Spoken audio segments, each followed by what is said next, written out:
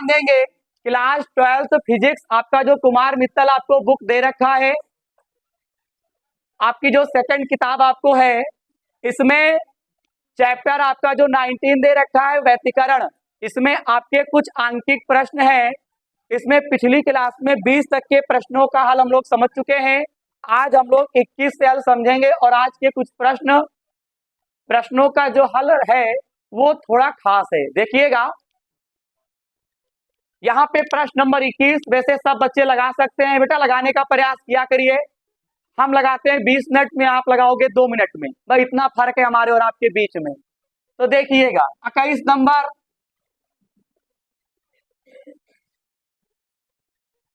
दो नहीं बेटा 5 है। 5 मिलीमीटर के अंतराल की 5 मिलीमीटर के अंतराल, ये आपका स्मॉल डी होगा। स्मॉल डी बराबर आप लिख लीजिए 5 mm। जब भी आपको mm दिया होगा इसे मीटर में बनाओगे, 10 की घात -3 से गुणा कर देंगे। आगे 2 झिर्रियों पर 5000 एंगस्ट्रॉम। बताओ तरंग दैर्घ्य को किससे लिखते हैं? लैम्डा से। तो लैम्डा बराबर हम लिख लेंगे 5000 एंगस्ट्रॉम। एंगस्ट्रॉम को चेंज करेंगे मीटर में, तो 10 की घात -10 से गुणा कर देंगे। फिर हमसे क्या कहते हैं? झिर्रियों से 1 मीटर की दूरी पर रखे पर्दे। बता पर्दा आ गया, कैपिटल डी बराबर 1 मीटर। फिर हमसे कहते हैं कि फ्रिंजों की चौड़ाई, बताओ नंबर 1 पर चौड़ाई कहता है, यानी डब्लू ज्ञात करना है। क्या ज्ञात करना है? डब्लू बराबर आपको सूत्र पता होना चाहिए, डी लैम्डा बटे स्मॉल डी। बताओ डी का मान कितना है? 1, लैम्डा का मान कितना है? 5000, 10 की घात -10। स्मॉल डी का मान कितना है? 5 × 10 की घात -3। 5 एकम 5, 5 धाम 50। ये क्या है देखो जरा, यहां पे अगर देखा जाए तो यहां पे एक चीज आपको समझनी पड़ेगी। 10 की घात 3 कहा दिए ऊपर, तो काहे के? प्लस के। तो 3 0 और 2 5 और 6 0 हो गए। 6 0 10 में कम करो तो कितना बचेगा? 10 की घात -4। ये भी आंसर सही है, लेकिन हम लोग क्या करेंगे? पॉइंट यहाँ पे लगा देंगे एक संख्या बाद। तो ये बताओ इसमें कितना कम हो जाएगा? 1 पावर कम हो जाएगी। तो कितना बचा? -3। कितना बचेगा? -3। और -3 को पता है क्या लिख सकते हो? mm, millimetre.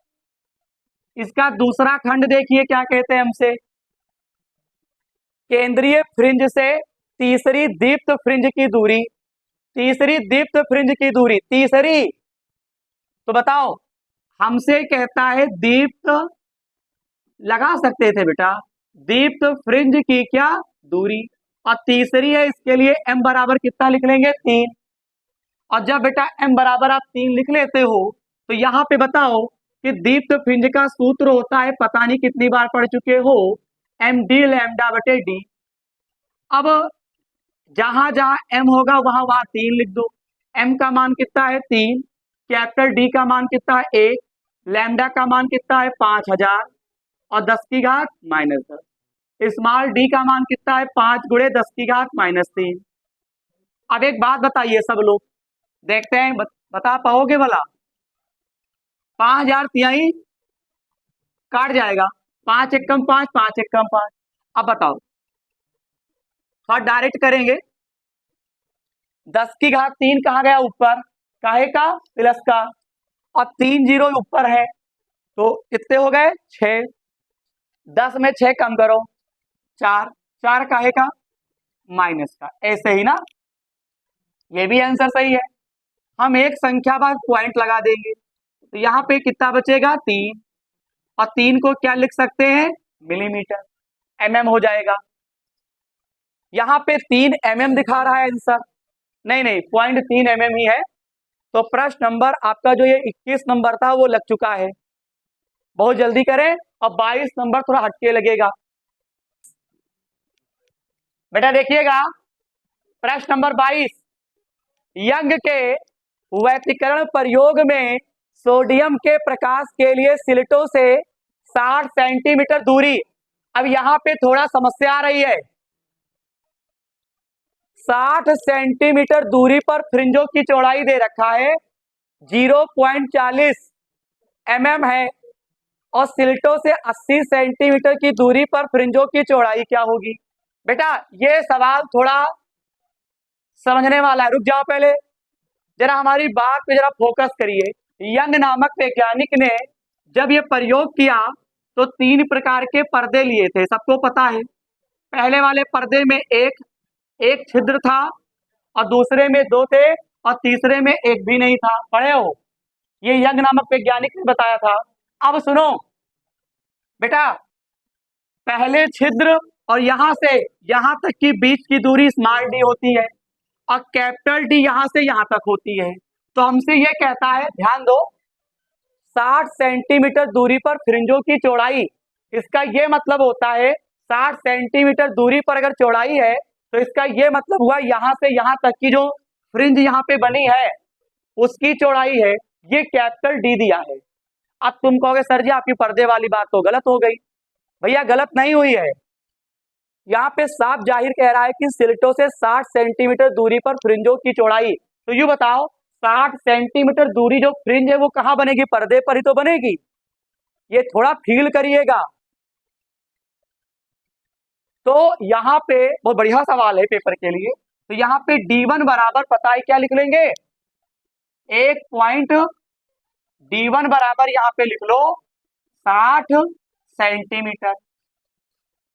चेंज करना हो तो चेंज भी कर सकते हो, चलिए चेंज कर देते हैं मीटर में। ये D1 हो गया। अच्छा चौड़ाई पता है, चौड़ाई का नाम हम यहाँ पे क्या डाल देंगे, W1 डाल देंगे। तो यहाँ पे क्या लिखेंगे, W1।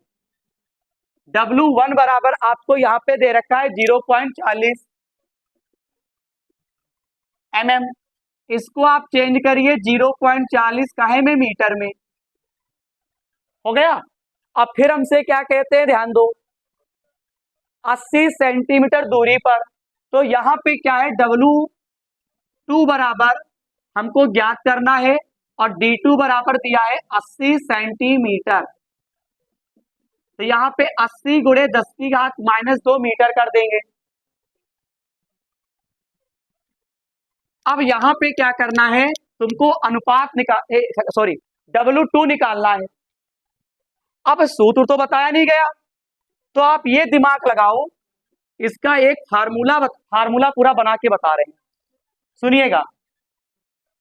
फार्मूला पूरा बना के बता दें, देखो W बराबर सूत्र होता है D लैम्डा बटे स्मॉल डी। इस फार्मूले से सवाल लगाओगे, लेकिन तुमको 2 बार W दिए है और 2 बार D2 दिए है, यानी W और D का मान चेंज है, लैम्डा और स्मॉल डी का मान क्या होगा, एक समान रहेगा। तो इसके लिए बेटा और बेटी ध्यान देंगे, यहाँ पे क्या लिखेंगे, हम लिखेंगे W1 बराबर यहाँ पे D1 और लैम्डा बटे डी, और इसको समीकरण नंबर 1 मान लेंगे।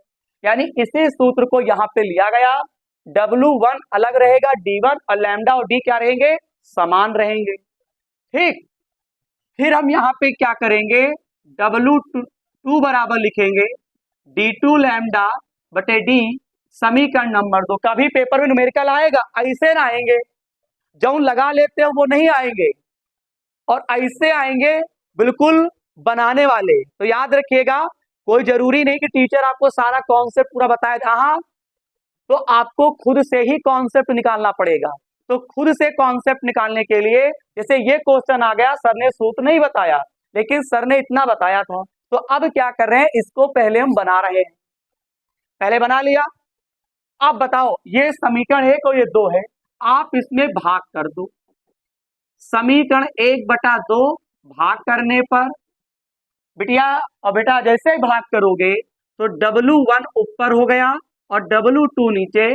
भाग का मतलब होता है W1 ऊपर राइट करते हैं और W2 नीचे करते हैं। अब ऊपर हम लिख देंगे D1 लैम्डा डी, और नीचे लिख देंगे D2 लैम्डा डी। डी से डी काट देंगे, लैम्डा से लैम्डा काट देंगे। अब बताओ W1, तुमको W1 इधर मिला और W2 इधर मिला और D1 इधर मिला और D2 इधर मिला। अब बताओ बेटा, W1 के स्थान पर हम क्या लिख सकते हैं? 0.40 10⁻³ W2 हमको क्या करना है? ज्ञात करना है। D1 का मान कितना है बोलो बेटा? D1 आपको दे रखे हैं 60 × 10⁻²। D2 कितना दिया है? 80 × 10⁻²। अब जरा एक बात पे जरा फोकस करिएगा, समझ लीजिए। एक एक बात बेटा हम बता रहे हैं, खासकर तो फिजिक्स में और बता रहे हैं, क्योंकि केमिस्ट्री एक ऐसा सब्जेक्ट है जिसमें आपको न्यूमेरिकल नहीं दिए होते हैं। बस केवल फर्स्ट फिजिक्स तक ही न्यूमेरिकल क्या है? सीमित है। लेकिन फिजिक्स में हर एक चैप्टर में न्यूमेरिकल है और देखते चले आ रहे हो। और एक ये भी पॉइंट है, अभी जब मॉडल फिजिक्स पढ़ोगे, केमिस्ट्री वाली फिजिक्स, उसमें तो न्यूमेरिकल और धाकड़ हैं। और देखा जाए तो ज्यादातर न्यूमेरिकल फिजिक्स सेकंड के ही लास्ट के चैप्टर से आते हैं। ज्यादातर तुम अनुसार उठा के देखोगे, फिजिक्स फर्स्ट से कभी न्यूमेरिकल नहीं आया। पूरे चैप्टर पढ़ा लो, बस इक्का दुक्का। बाकी फिजिक्स सेकंड की किताब उठाओ, उसमें से ही ज्यादातर न्यूमेरिकल आते हैं। क्यों? क्योंकि हर टीचर फिजिक्स सेकंड को क्लास या कोचिंग हर जगह क्या होता है? देर में पढ़ाता है। तो जब देर से जब पढ़ाता है, जब फर्स्ट खत्म हो जाती है तो बच्चा डिमोटिवेट हो जाता है, इसीलिए बच्चा लगा नहीं पाता। याद रखिएगा, फिजिक्स सेकंड किताब जो है ज्यादातर न्यूमेरिकल इसी बुक से आते हैं। और जो ये न्यूमेरिकल पढ़ रहे हो, ये सिलेबस में भी उस दिन दिया है, 2-3 बार सिलेबस दिखा चुके हैं। फ्रिंज की चौड़ाई आपको सूत्र दे रखा है, इसका डेरिवेशन नहीं था, लेकिन मैंने डेरिवेशन आपको करवा दिया है। अब यहाँ पे इसको हल करो। अगर इसी को दे दें तो बच्चे इस पे परेशान हो जाते हैं। तो देखिएगा, 10⁻² से कट गया, समझो। तो अब आपको कुछ समझ में नहीं आ रहा है, यहाँ पे कैंची बना दो। अब कैंची बनाने से ये फायदा होता है, हमको ये पता चल जाता है कि 80 किधर जाएगा। तो बताओ, ये सीढ़ी बन गई, तो 80 जो होगा 0.40 10⁻³ और गुणे में 80 आ जाएगा। और ये 60 कहाँ आएगा? नीचे। और W2 कहाँ जाएगा? उधर। हमको W2 ज्ञात करना है, तो कोने में W2 बना लो। अब इसे हल करो, यहां से हटाओ, नीचे कई जीरो बढ़ाओ 2। इतना तो ज्ञान सबको पता होगा, है पॉइंट वाला।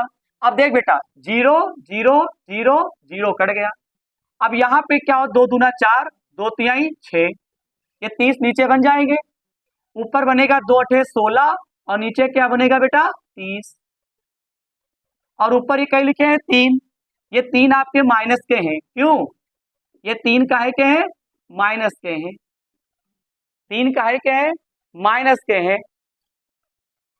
अब आपको इसमें काम करना होगा, इसमें कोई चीज मिस्टेक हुई है।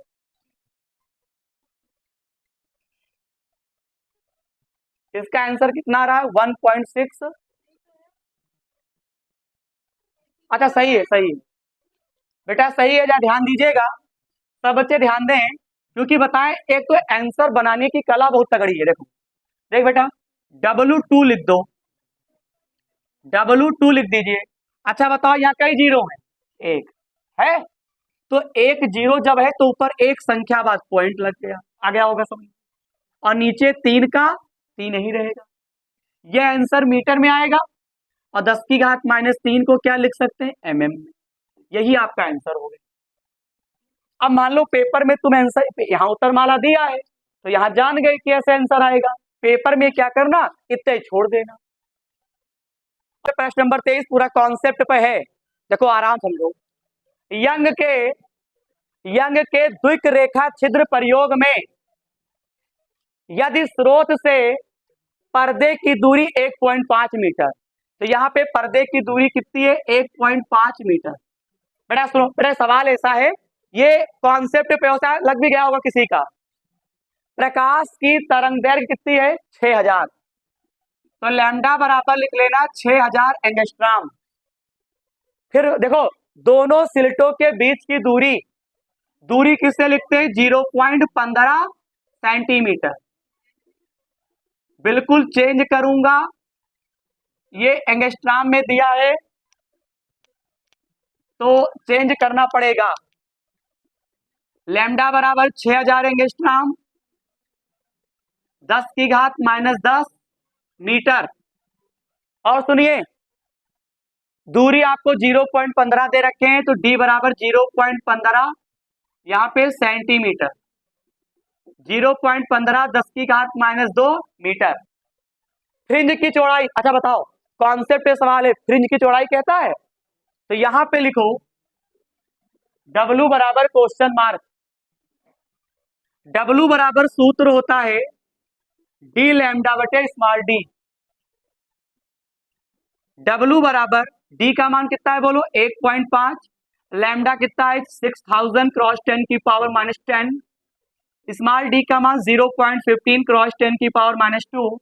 यहां से हटाओ, ऊपर बढ़ाओ 2 जीरो, और यहां से हटाओ 1 जीरो। बेटा जरा ध्यान दो, पहले 15 15 कट जाएंगे, जीरो से जीरो काट देंगे।